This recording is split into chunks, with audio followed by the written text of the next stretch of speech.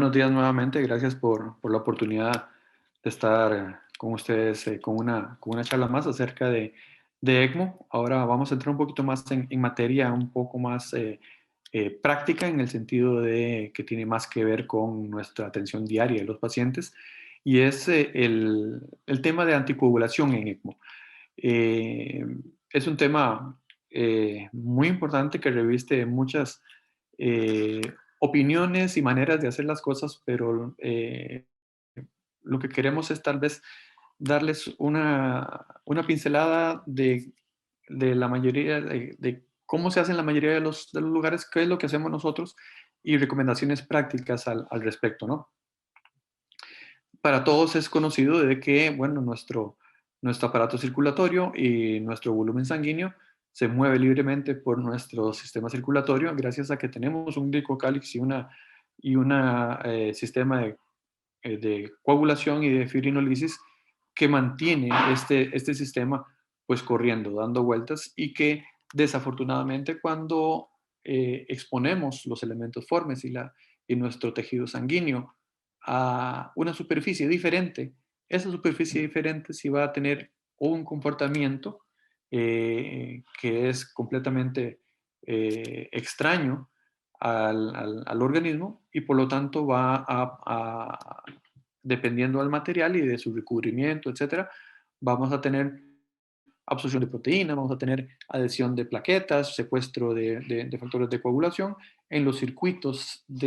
por los que hacemos circular nuestro volumen sanguíneo y evidentemente esto va a desencadenar una activación de la cascada de la inflamación y por lo tanto también una activación de la cascada de la coagulación y nos va a hacer que nos tengamos predisposición tanto a sangrado como a trombosis, ya sea en el circuito o en el paciente. Y esto, evidentemente, es de suma importancia, sobre todo en SARS-CoV-2, donde además de eso tenemos una predilección de la enfermedad también por un comportamiento de trombogenicidad de que ya de todos es conocido y que está ampliamente descrito. De lo que se trata cuando hablamos de ECMO y la anticoagulación en el ECMO es de hacer un balance al que tenemos que llegar entre que tenemos que tener eh, un circuito que se mantenga patente, que tenga sacarle el mayor provecho al circuito y a la membrana, o que tenga una vida útil prolongada de la membrana y a la capacidad que tengamos a través de esa anticoagulación también o el uso de anticoagulantes de la prevención de eventos trombóticos o embolismo pulmonar. Esto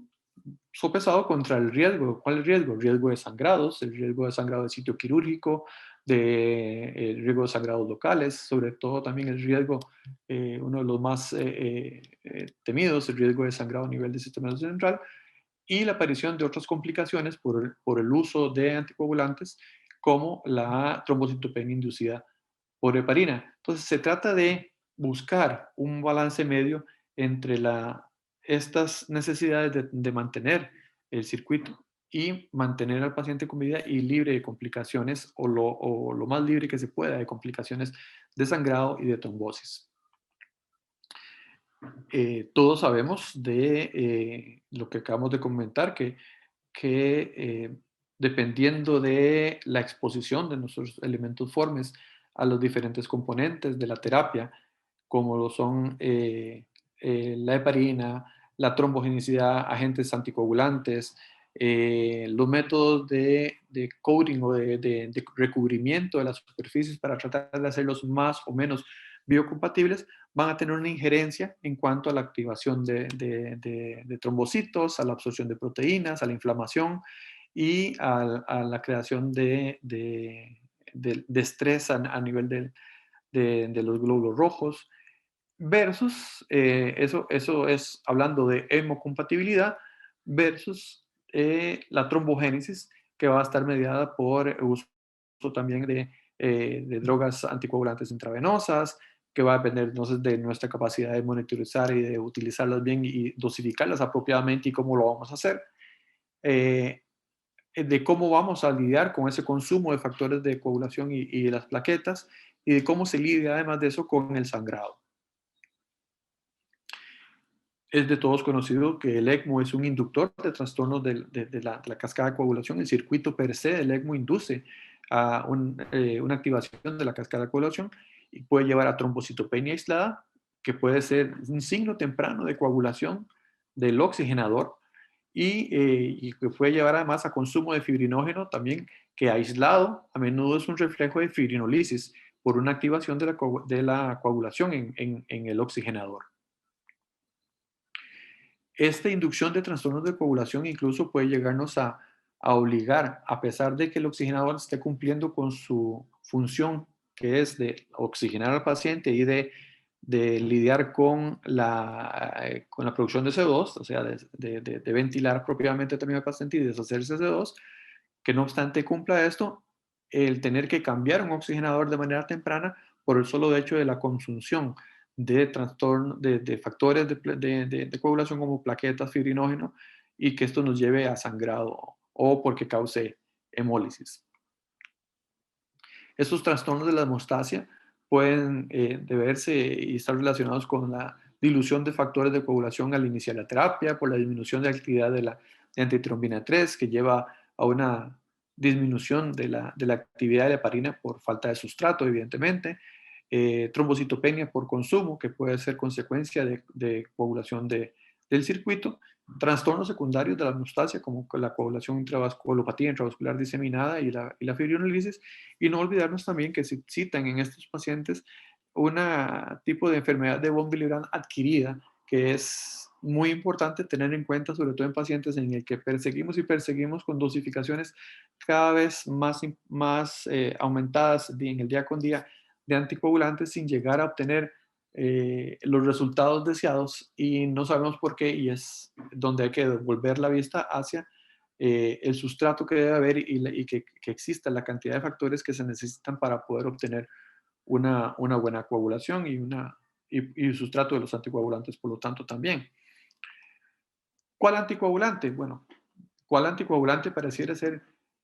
una pregunta que no tiene respuesta todavía clara porque se ha intentado de todo? Sin embargo, lo más sencillo es lo más obvio que hay que hacer, lo más sencillo es hacer a lo que estamos acostumbrados y a lo que estamos acostumbrados de toda la vida de nuestra práctica de medicina es la anticoagulación con heparina, intravenosa o subcutánea, en este caso es intravenosa, aunque tenemos otras opciones como la heparina bajo peso molecular, los pentasacáridos, el rivaroxaban, como inhibidores directos del factor del 10A, el argatroban, el dabigatran o la vivaluridina,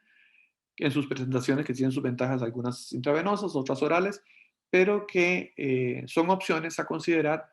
dependiendo de las indicaciones y contraindicaciones que vaya presentando el paciente en su caminar por el ECMO, pero básicamente la mayoría de los pacientes podrán ser manejados con heparina y a partir de allí se va a personalizar e individualizar la terapia dependiendo de las particularidades y contraindicaciones o complicaciones que vaya presentando en el camino. En esta tabla del artículo de Members de Ann Willers, vemos también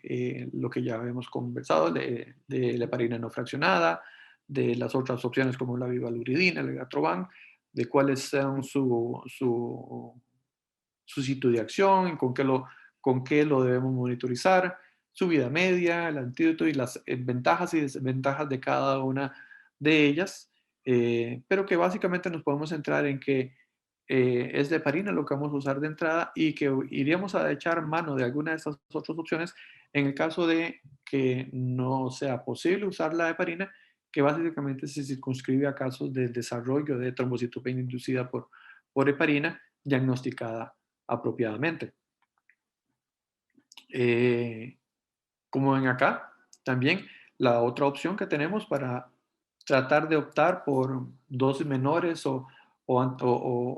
cantidad de anticoagulación no tan completas o no al 100% es tratar de elegir un recubrimiento de echar mano de la tecnología y tratar de echar mano de los materiales cada vez más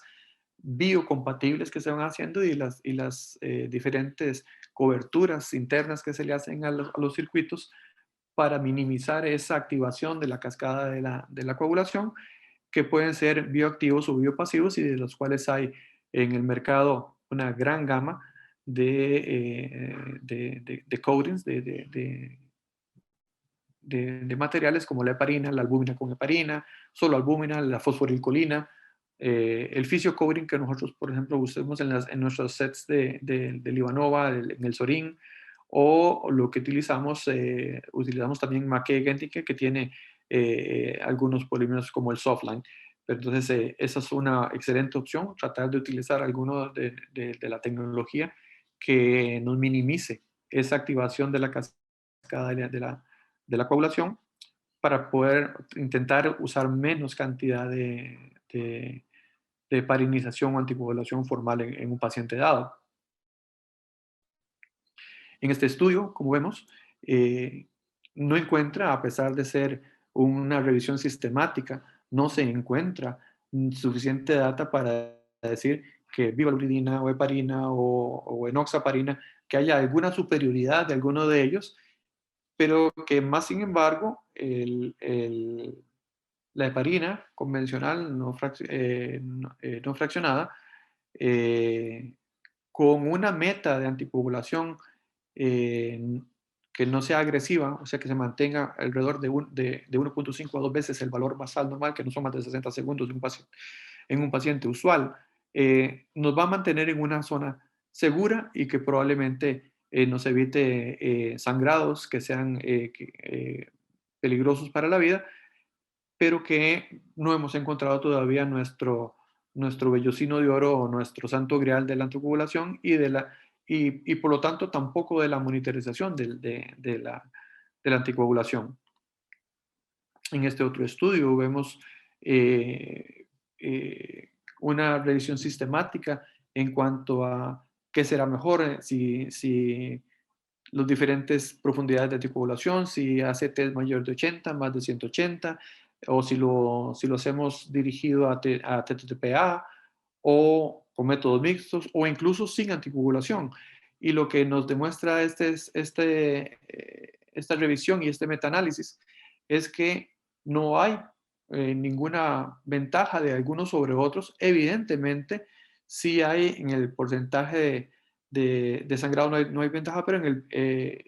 y acá como vemos, al final no hay ninguna ventaja hacia un lado u otro que nos diga usemos esta u otra droga. Evidentemente, sí hay una diferencia en cuanto a los fenómenos trombóticos en los pacientes en el que se eligió no anticoagulación. Eso pues es lógico. Si no tenemos anticoagulantes, pues vamos a tener pues, más fenómenos trombóticos. Pero más sin embargo, llama la atención que exista esa posibilidad y podemos conversar un poquito también de ella al transcurrido algún tiempo, porque hay la posibilidad incluso también de hacer correr ECMO sin necesidad de anticoagular del paciente, dependiendo de algunas particularidades, dependiendo del momentum en que se esté iniciando o las complicaciones en ese momento activas, dependiendo de los flujos alcanzados, etcétera, ¿no? Por lo tanto, entonces, la estrategia de anticoagulación óptima actualmente no se conoce. Y como dijimos, los eventos mayores de sangrado vamos a tener uno, y es una verdad que se nos enseña casi a todos los que estamos en este negocio, que ECMO significa complicaciones. No hay ECMO que no se complique, todos van a tener una u otra complicación, más leve o más severa, pero todos tienen complicaciones. Y en el caso de sangrado es prácticamente uno de cada cuatro o casi un 30%. Otra cosa importante que tenemos que enfrentar con los pacientes que están con ECMO es a veces no solo la trombocitopenia y el consumo, sino también de plaquetas, sino el consumo de factores. Y como ven ustedes en esta gráfica, el consumo de fibrinógeno, que es tan dispar y muchos pacientes caen debajo incluso de los 200 y con gran riesgo de tener problemas de sangrado, mientras que otros pacientes se mantienen en niveles apropiados. Y esto hace que nuestros pacientes se comporten de una manera individual y que hay que monitorizar en el día a día para ver qué es mejor para cada uno de ellos. Vimos también, es importante en cuanto a la monitorización, con qué es mejor. Bueno, algunos lo hacen con anti-10A, otros con TTPA, otros con ACT, otros con tromboelastografía o ROTEM. Lo importante es saber con qué se cuenta, con qué estamos habituados a hacerlo de la mejor manera posible. Todas tienen sus ventajas y desventajas y hay que fijarse en metas locales que podamos manejar todos un mismo idioma y saber en qué momento de la terapia estamos y qué queremos de cada uno de las anticoagulaciones en cada uno de los pacientes, de manera que, por ejemplo, nosotros iniciamos, como prácticamente todos, y como a utilizar heparina y con anticoagulación guiada con ACT, rápidamente nos dimos cuenta de que teníamos algunos problemas en pacientes en el que había que sobreescalar dosis, que no llegábamos a la meta, que básicamente por el comportamiento de que para el ACT hay muchos distractores y muchos factores que juegan en contra de la capacidad para seguir en el día a día, a diferencia de lo como se hace en sala de operaciones con la circulación extracorpórea. Migramos a TTPA, luego el TTPA también resultaba algo similar en cuanto a que manteníamos una meta y tal vez no podíamos llegar a la meta y entonces iban dosis increciendo de anticoagulante hasta que decidimos utilizar un poquito más sabiamente nuestros recursos y actualmente, si bien es cierto, calculamos un TTPA meta, eh, tampoco nos volvemos locos persiguiendo una meta si al final del día y con un chequeo doble que hacemos con anti-10A, si el anti-10A también está en regla, si está en la meta que hemos perseguido,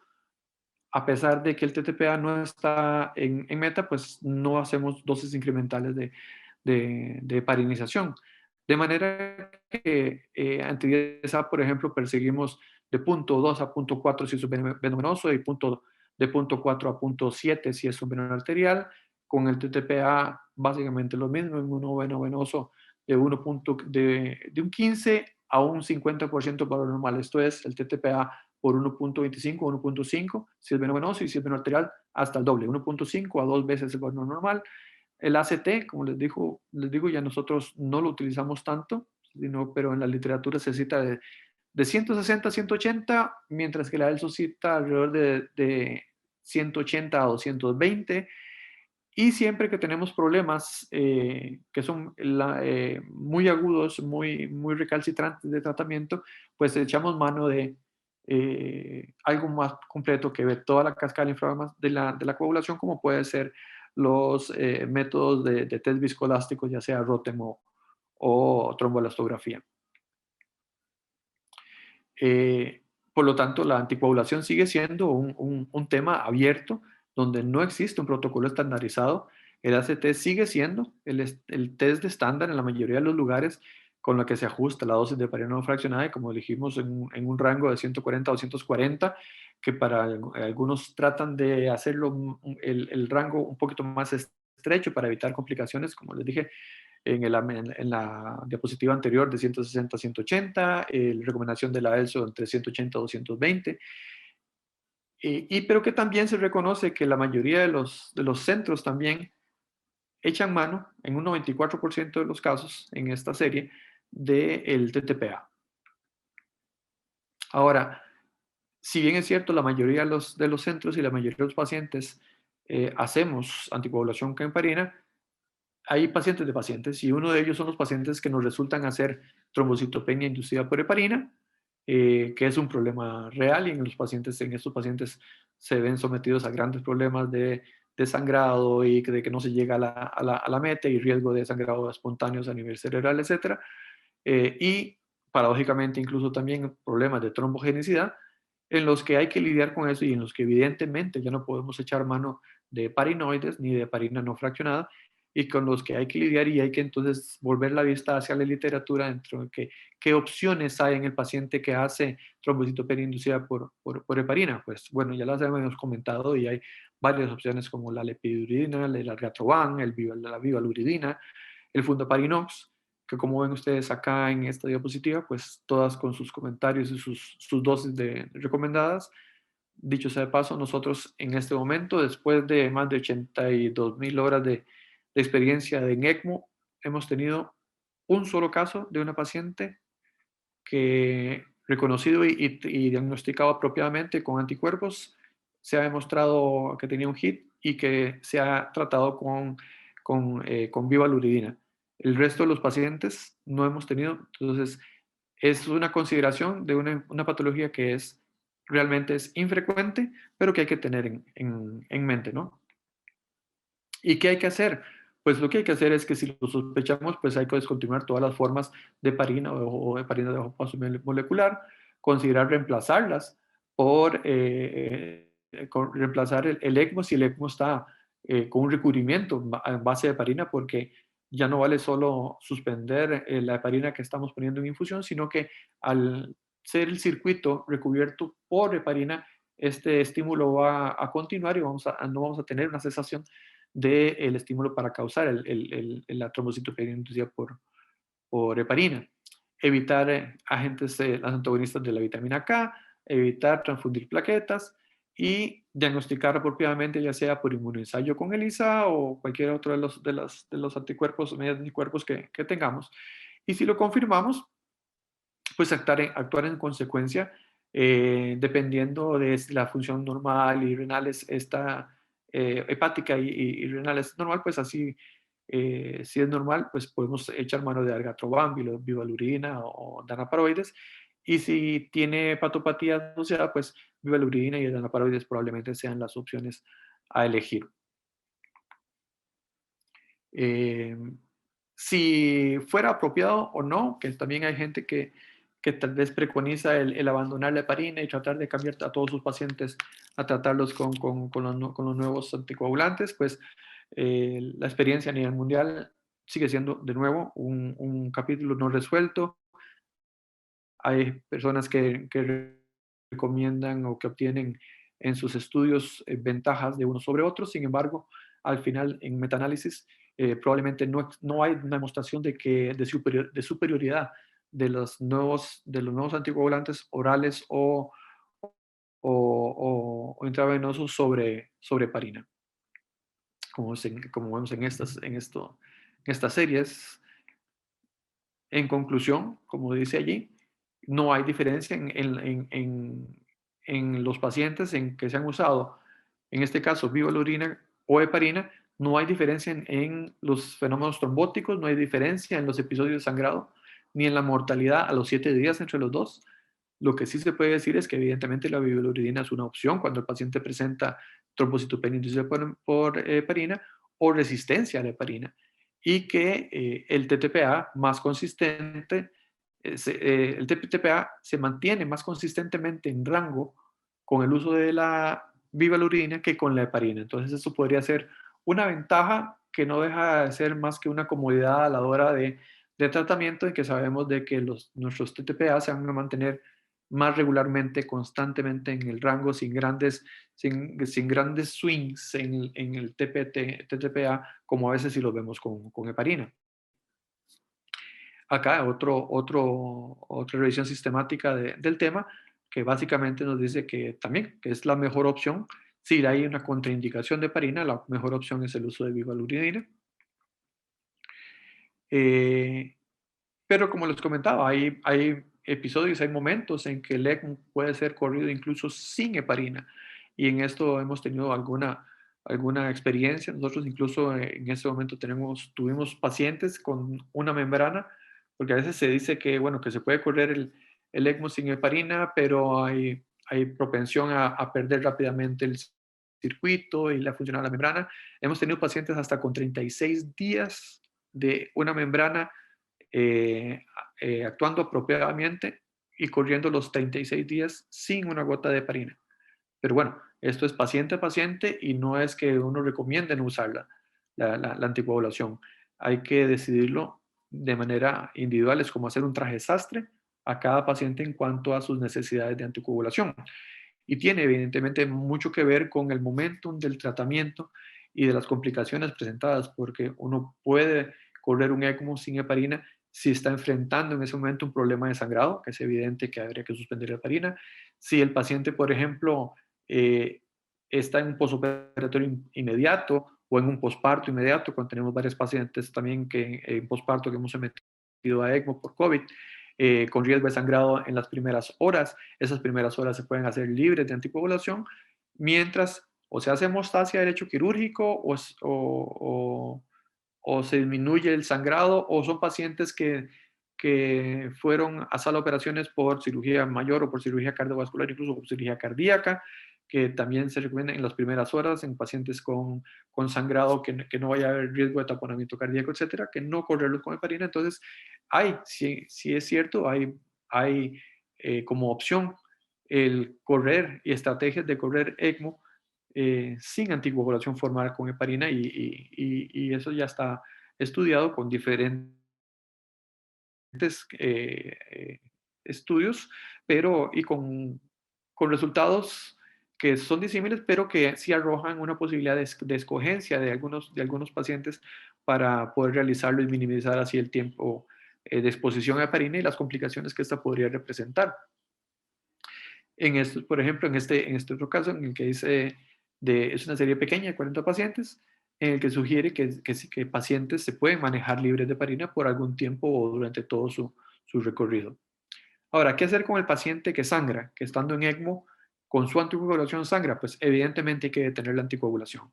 identificar la fuente de sangrado, tratar la fuente del sangrado, ya sea si es un sangrado quirúrgico o si necesita embolización, tratar los desórdenes de la hemostasia, y en esto el uso de protamina en caso de sobredosis de heparina, revertir el efecto de la heparina,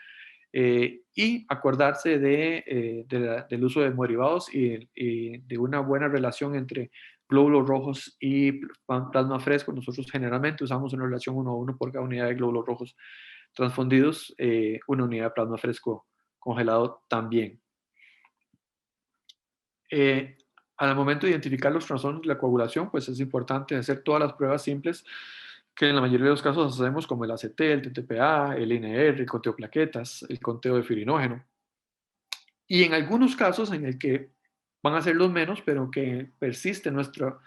problema de sangrado y nuestro problema de anticoagulación y nuestros problemas de hemostasia en los pacientes, pues tratar de identificar enfermedad de Waldenström adquirida, medir si es posible los déficits de factores específicos como el factor 12 o el factor 13, y realizar entonces exámenes viscoelásticos como la tromboelastografía. ¿Qué nos dice la guía de ELSO con respecto a la anticoagulación? Bueno, pues de manera importante, en el antes de utilizar el ECMO o cuando vamos a cebar, muy importante es la consideración de en qué momento está el paciente, como hablábamos en los pacientes postquirúrgicos, el tomar esto en cuenta a la hora de ver si un paciente postquirúrgico en sala de operaciones fue sometido a anticoagulación, como en los pacientes con cirugía cardíaca, etcétera, ver que hay una reversión completa y una vuelta a la normalidad de su estado de coagulación antes de ser sometido a una anticoagulación y a una activación de la cascada de la coagulación por el circuito del ECMO, que entonces hay que obtener los laboratorios basales, obtener un ROTEM, corregir los trastornos de coagulación preexistentes, ya sea adquiridos o inducidos por heparinas durante la cirugía previa, y considerar el uso de no derivados. Durante el priming o el cebado del circuito, pues tener en cuenta también con qué se va a hacer. Usualmente en adultos, en niños, en neonatos se puede o se realiza por la pérdida de volumen circulante, que es significativa en neonatos. Se ceba el circuito y se hace con elementos formes, con glóbulos rojos. En adultos siempre lo hacemos con suero salino. Considerar si vamos a poner un bolo inicial o no de heparina a la hora, o cebar con heparina o con suelo fisiológico, o algunos consideran tratar de hacer un priming o una pseudoendotelización del sistema con albúmina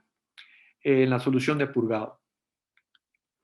Durante, ya ahora sí, la anticoagulación formal del sistema, la ESO lo que básicamente recomienda es que la heparina es el anticoagulante más frecuentemente usado, el de elección por facilidad y por familiaridad, que el efecto de ella está basado evidentemente en la titomina 3 y en el inhibidor de la vía del factor tisular, que inhibe la trombina después de su formación, pero que no previene la formación o la inhibición de la que ya está unida a fibrina. Entonces, tomar eso en cuenta a la hora de la utilización de la heparina. ¿Cómo vamos a utilizar la heparina? Usualmente un bolo inicial de 50 a 100 unidades por kilo al momento de la canulación. De nuevo, esto es a gusto del cliente. Nosotros no anticoagulamos y no ponemos dosis de bolo de heparina cuando canulamos. Cuando flushamos las cánulas que están puestas in situ, ahí sí, ya cuando las hacemos un flush para evitar que se coagulen ya estando colocadas mientras colocamos el circuito, sí las flushamos con una solución salina con heparina, pero no anticoagulamos con un bolo al paciente. Pero bueno, eso depende de cada escuela, depende de dónde lo hayan aprendido. Manténganse en lo que ya conocen y lo que le funciona mejor a cada equipo. De mantenimiento, evidentemente sí, infusión continua, y las metas van a estar dependiendo de lo que utilicemos como monitoreo. El uso de trombostelografía, el uso de antidiazepam perioperatorio. Como les comenté también, el uso de ACT, cuando está en sala de operaciones y se va a colocar, esperar a que el ACT esté en menos de 300 para volver a colocar una dosis de 20 unidades por kilo por hora de heparina y buscar más o menos con una infusión de 20 a 50 unidades por kilo por hora, ACTs ya en el mantenimiento alrededor de 180 a 220, y el uso de antitrombina si al medir la actividad de la antitrombina este es menor de 30 al 80% de actividad dependiendo de la literatura que lean. Acordarse del monitoreo, el monitoreo con ACT, con el anti-DSA. Para nosotros el anti-DSA, como les comentaba, mantenemos la receta de cocina de nosotros es un anti-DSA entre 0.2 y 0.4 para el veno venoso y un anti-DSA entre 0.3 y 0.5, alguna gente dice hasta 0.7 incluso, pero para nosotros 0.5 para el veno arterial, o lo que es lo mismo para el TTPA, de un 25 en 50% el valor basal en el veno venoso, que es 1.5 veces 1.5 para el veno venoso, o de 1.5 o el doble del valor basal en el veno arterial. Y acordarse que podemos echar mano entonces de los estudios viscoelásticos. En cuanto a plaquetas, generalmente tratar de mantener un conteo mayor de 80,000. Nosotros no utilizamos plaquetas, concentrados de plaquetas, a menos de que éstas caigan peligrosamente, a veces menor de 50,000, sin sangrado. No ponemos. Si tienen menos de 100,000 con sangrado, colocamos. Y básicamente menos de 50,000, sobre todo más de 20,000, que es el punto en el que se recomienda por el gran riesgo de sangrado espontáneo a nivel cerebral, sí colocar concentrados de plaquetas. Con fibrinógeno la recomendación es mantenerse entre los 250 o 300. Nosotros igual usualmente no colocamos crioprecipitados o alguna otra forma de restitución de fibrinógeno con conteos que no sean menores a 200. Acordarse que tenemos circuitos con recubrimiento o covering que pueden ser de utilidad. Y eso es lo que tenía para compartir con ustedes con respecto a la anticoagulación. Estamos abiertos a cualquier comentario, pregunta y lo que les podamos conversar o responder, pues estamos abiertos a preguntas. Y una vez más, mi agradecimiento para el comité organizador y buenos días.